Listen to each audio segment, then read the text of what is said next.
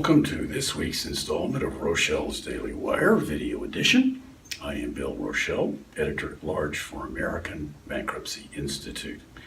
We come to you the same time every week to report on something interesting that's happened with respect to bankruptcy law. And this week, some really interesting, strange stuff has gone down in the Supreme Court with respect to the safe harbor under Section 546E of the Bankruptcy Code. You'll recall that on February the 27th, the Supreme Court handed down its decision in Merit Management versus FTI Consulting.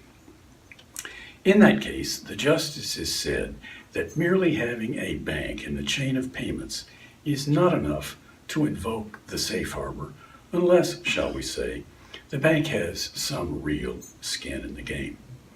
Well now, it just so happens that there was another safe harbor case where actually the certiorari petition had been filed 2 months before the merit management case.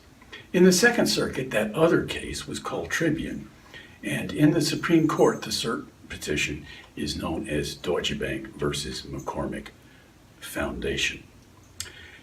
When the Supreme Court came down with merit management, everybody figured it was just a matter of days before the Supreme Court did the following with respect to the Tribune case.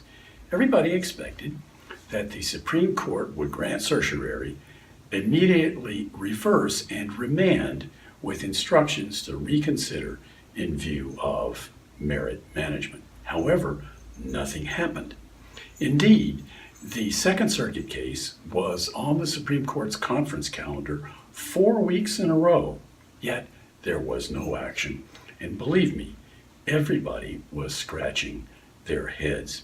Indeed, as early as Monday of this week, the 2nd of April, there was no action. Then suddenly, on Tuesday, 2 justices, namely Justices Kennedy and Thomas, who are very often, by the way, on opposite ends of the political spectrum, put what they called a statement on the docket in the Second Circuit Tribune case.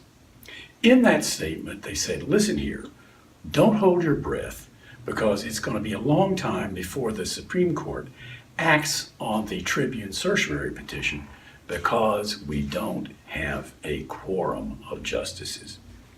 Now, you'll recall that in the Supreme Court, it takes 6 justices to constitute a quorum, so evidently, there are at least 4 justices who, for some reason or another, Lord only knows what, are recused from acting on the Second Circuit Tribune cert petition. And there's some more interesting aspects in terms of what happened here.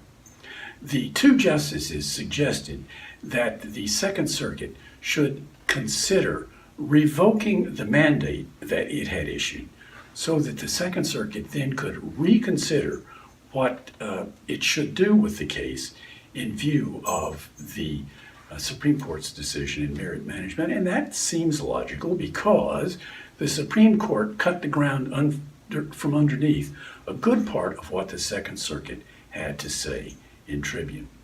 However, again, don't hold your breath, because the Second Circuit had several other arguments in their Tribune decision where they could reach the same result and dismiss that lawsuit under the safe harbor. However, there is a possibility that the Second Circuit will more seriously reconsider, because the Supreme Court pretty clearly told us in merit management that the safe harbor is not to be interpreted so expansively as the Second Circuit has in several cases, including, of course, Tribune.